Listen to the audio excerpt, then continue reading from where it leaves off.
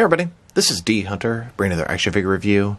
Today, we're going to look at the McFarlane DC Multiverse Batman with Backglider from the 13th hour.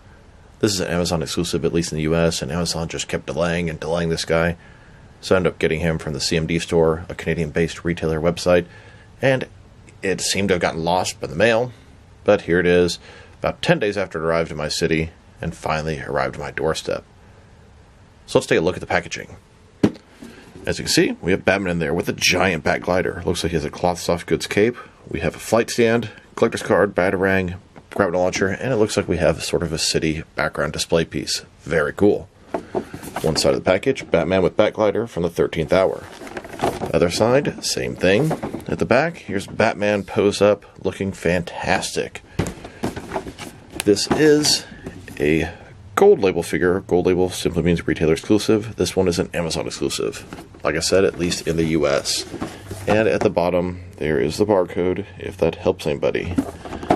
So with no further ado, let's open it up. And of course, I did get two of these sets. One of which to open and enjoy, the other one to keep unopened in my complete Batman-related unopened action figure collection. Alright, now that this figure out of the package, here he is with all the accessories laid out.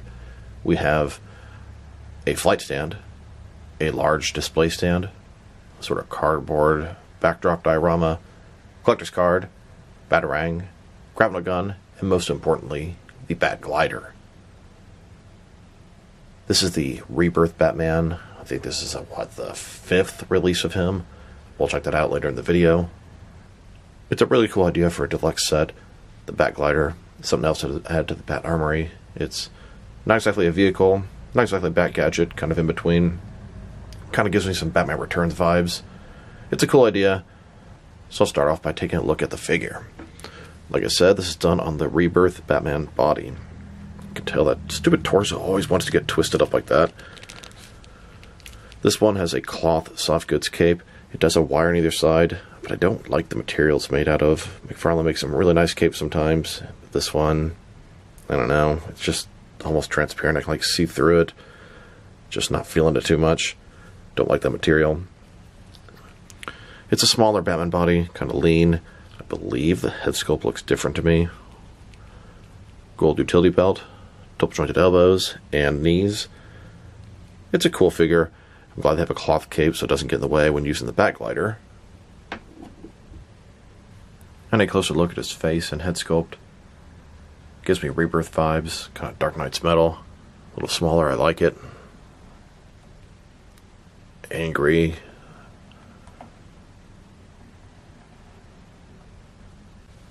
And my god, for life of me, I just cannot get the torso to look straight. It still looks like it's sort of leaning this direction.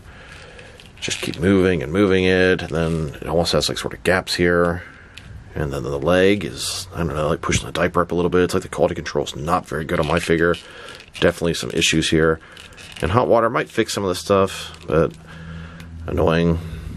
I've always sort of bothered by that Rebirth Batman figure's torso. It just needs to be like a little bit more like this and this, but it just wants to revert back every time. Now the gloves are a little bit weird on this guy. Not that it's that big of a deal, but it's kind of an eyesore. We have the gloves that go all the way up to the top. They're black. And then the joint there is gray, so it interrupts the glove. Then you have the pin there, which is gray and goes through. And it's kind of an eyesore. Like I said, not that big of a deal. Now let's check out his accessories, starting off with the boring stuff. Here's his collector's card. As you can see, it's an image of Batman from the 13th hour using his Backglider. On the back, there is a description. If you want to read that, pause now. Now let's look at his flight stand. Typical McFarlane flight stand. They're good and effective. They don't lift the figure very high though, but of course, Batman Backglider has to have some kind of flight stand. The bottom, it's transparent, it says DC, and it's got a peg for the peg on his feet if you want to use it the normal way. Then it has a post that goes to the top, and at the top, this thing is hinged, it can rotate, and it's a clamp to hold your figure. It's transparent, so you can sort of hide it in photos. Here's an example of Batman utilizing the flight stand without the glider. It can have a lot of different uses. He comes with two traditional Bat gadgets, a gravity launcher and a batarang. Gravity launcher is all one solid color. Would definitely benefit if the top was, I don't know, maybe silver or something. but it looks okay. You can see where the line will get wrapped up in a little circle, and there's a handle, etc. Then we have this batarang, traditional rebirth batarang. Looks good. Can never have enough of those. Here's Batman holding and using his grapnel launcher, and here he is holding and getting ready to throw the batarang. It's like the hand's not quite tight enough. Neither one of the accessories fits very firmly, kind of loose. So next, let's check out this little display stand and background piece. Now the background piece I find extremely disappointing. It is just too small to be useful for action figure photography. Maybe for taking a picture on your cell phone, but this guy's glider is way too wide for this thing. Personally, I mostly shoot widescreen for YouTube, and I want my background dioramas to be wide enough to accommodate 16:9 aspect ratio. I know a lot of people will post with their phones on Instagram, and I do that too, but this just feels too small. I thought the whole packaging was going to sort of open up, or it was going to be as wide as the package. Why would they include something that's not as wide as the package? Or maybe even give you both. This cannot cost them very much to make. So I'll probably never actually use this for action figure photography, as it's too small for me. It's a fine background, Gotham City. It does have this black on top, and it's perforated. You can punch it out. I kind of don't want to do that, because if I punch it out, and I have it in front of you like this, you're just going to see the Batcave in the background. At least here, it kind of looks like maybe nighttime or something if you do just like that. But if you don't have it this close, it's not taking up the entire screen, at least for what I like to do. And even if you're using your phone, the Batman glider is wider than that. That sucks. That is just dumb if you ask me. Okay, back on topic. So we have this base piece here, and I think it's kind of cool. It shows more buildings, so if you have it sort of below, it's kind of blends in, it looks good. It has a little slot to put the backdrop into, kind of cool. And it has these two slots on the side, which at first I didn't know what they were for, but if you take the action figure stand, the top piece of the flight stand, you can put it in there. So it doesn't come with two. If you happen to have another McFarlane figure with it, and I'm sure most of you do, you can put it on both sides and support him in different ways. I think that's a kind of cool feature. It also has a couple of little pegs, so the peg holes in their feet. It's a cool idea, I just wish it was a little wider. And I know some people are like, what are you talking about? I love this thing. I do not. Here's the cardboard backdrop into the display stand. It leans forward a lot. I mean, it looks cool. A cool idea. But even if I were to like zoom in, it's still just not the aspect ratio I personally prefer. And the fact that the Batman's glider is so much bigger than this, you can only shoot it with this proper background if you're cutting off a nice chunk of the figure's accessory. And then here's this display stand and backdrop with two different flight stands attached. Now I guess you could put like Superman and General Zod type figure having a flight fight on this. And I guess maybe you could photograph that properly if you have your phone upright. I find this whole thing disappointing for two reasons. Number one, the aspect ratio, and I get some people take pictures, most people do, with their phone. But even if you want to take a picture of this Batman, his glider is much bigger than this. So to me, it is a fail, but I appreciate the effort. And then we have the inner box for the actual packaging. The plastic clamshell was in here, take it out, take your figure out, but you have this. And I thought this was like the background, like it was this whole thing, but it's not. I mean, this is just a box. It's the interior box. You can see it's actually the actual packaging of the figure. And I'm like, oh, this kind of comes out of what's going on here. And I was able to get it to come up and pull it out. I thought, oh, wow, does this fold out into... No, nothing. So, yes, you can use this. And you know what? It's actually about the right aspect ratio for me. Of course, this top part is sort of affecting your lighting, etc. I throw away most of my action figure packaging. I'll probably keep this just in case. And I considered maybe opening it up and stretching these parts out. But if you do that, the bottom doesn't go further. It's just a little bit inconsistent. And this is not exactly meant for photography. It's just for the packaging. But I find this far more useful than the piece it actually comes with that intent. And so maybe, just maybe, I can put this thing in here. But of course, that already interrupts the sort of visual here. Put my Batman in here and have him gliding. And I'll probably just use my own backgrounds instead. And his final accessory, this is the one that we've all been waiting for, the Bat Glider. Now, the figure, I think it was $40 at Amazon. I paid just a tiny bit more at the CMD store. If you think the figure's worth about 20 bucks, the Bat Glider, is it worth 20 bucks? No, not really. But he does have that backdrop and the display stand. As a whole, I'd say it's maybe slightly overpriced, but still pretty cool to have. So, the Batman logo on the back, nice texturing. He's got these handlebars that he was actually holding onto in the package. There's a little piece that goes on top of his chest. Looks like a bulletproof vest. And you have this little circle thing here. I'm not really sure what that's supposed to do. Batman does not go inside of that, so I guess that just pushes him forward. It makes it sort of tight inside of there. I don't know. And here's the back side. Looks like a little batarang. It's cool. I like it. We haven't had something like this since the Kenner days, at least not that I can recall.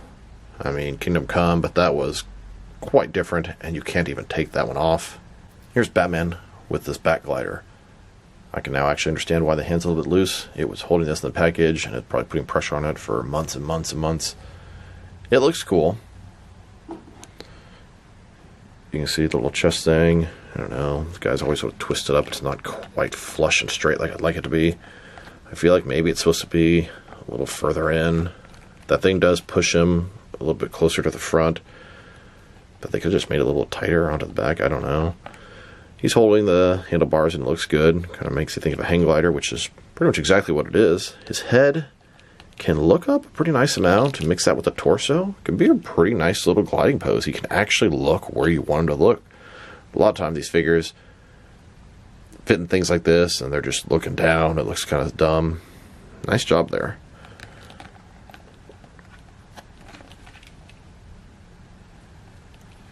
I like it. Pretty cool. Very basic. I mean, you're going to charge 20 extra bucks for this thing. Ridiculous.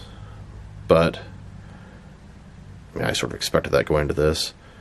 I like it a lot. It's a great addition to the armory, and I'm really happy to have it. And it should fit on other figures as well. Here's the Nightfall Batman with his glider on. Fits pretty good on him, even with the plastic cape. And then here's the Hush Batman figure with the glider. The Hush Batman is a little bigger, a little thicker, so I wasn't sure if it'd work. And it does, but this Hush Batman only has one gripping hand, one fisted hand. In addition to that, there's a part of the back of the glider that sort of clips onto here, and it kind of made it pop open. Nothing's broken or anything, I can pop it right back on. Point is, Hush Batman with that plastic cape is perhaps a little bit thicker than is intended for this glider, but it does work and it looks pretty good. In fact, now that I was going to sort of snap everything back into place, this whole thing came off. And the way it works is these things just sort of snap on top here, and then there's a couple things here that snap onto the side there. You can kind of see that would clip onto here, and these clip onto here. But you can completely remove that, and the back glider still looks pretty cool. I guess I prefer it with this. Seems like a little more logical. We can have either way. So if you have a bigger Batman figure you want to put with this thing, take that off, bam, there you go. Now talk about his cape. And McFarlane makes some really nice soft goods cape with wires, and some not so nice. Personally, I'm not feeling this one nearly as much as the others. You can stretch out about this far, not that big, and that's fine. It does sort of have the Batman symbol look to it, a little tattered on the bottom. Has a wire on either side. The wire feels pretty good, feels like it's attached securely. So if you want to have the cape sort of going to the side like it's blowing in the wind, sort of pull it up, pull it back down a little bit. The other side, kind of wrap it around to the back. And you kind of have that effect going on. Maybe not perfect, but it looks pretty good if you ask me. Spent a little time tweaking it up. So I decided to give this guy a hot water bath. I was just getting very frustrated with his leg, his torso, his diaper area is crooked.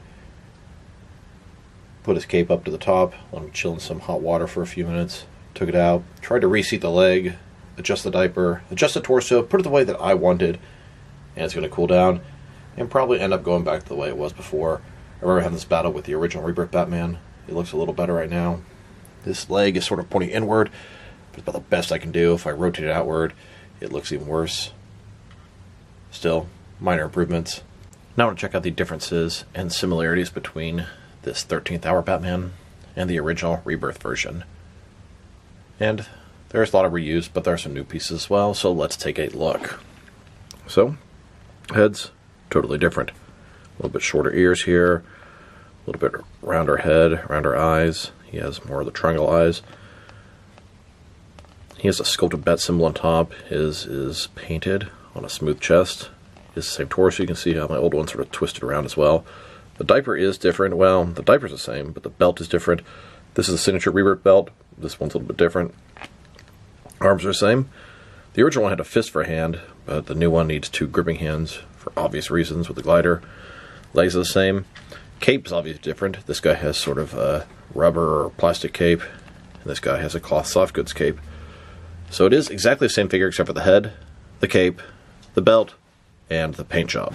This is now the 6th Batman figure to be released on the rebirth body, and I'll tell you where each one's from. On the far left, the blue and gray one is from the digital wave. Then the light gray and black one is from the Clayface Batwoman and Batman 3-pack. Of course, we have this new one with the glider. Then we have the original single release rebirth version, and then the battle damage one that came in the Omega vs. Batman 2-pack, and then the Frostbite version. Now that we've taken a pretty good look at the figure and his accessories, let's check out his height. From bottom to the top of his head, standing right at about 6.9 inches tall, which can translate to 17.5 centimeters. And you've got the top of the ears, about 7.1 inches tall.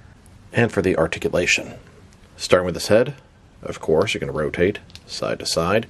He can look up a very good amount, down.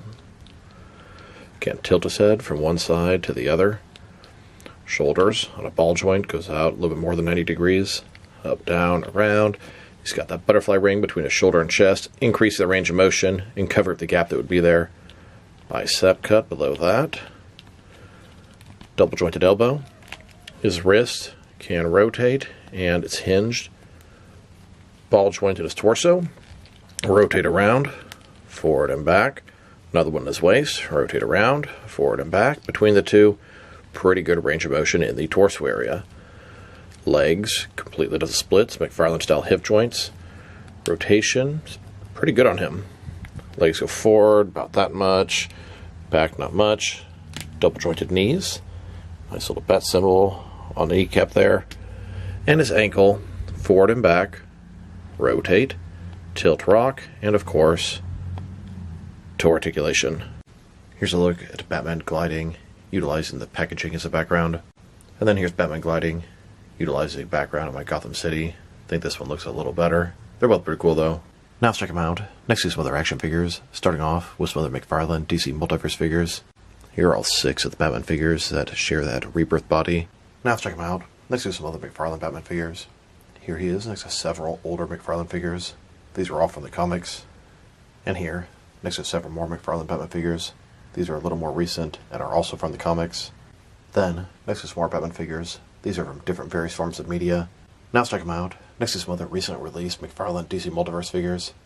Here he is, next to the Platinum Chase variant of the Noel Batman. Here's this Batman, next to the Justice League Task Force Wave, collectible Darkseid. There are Platinum Chase variants of each of these figures. I'm on the hunt for all of them.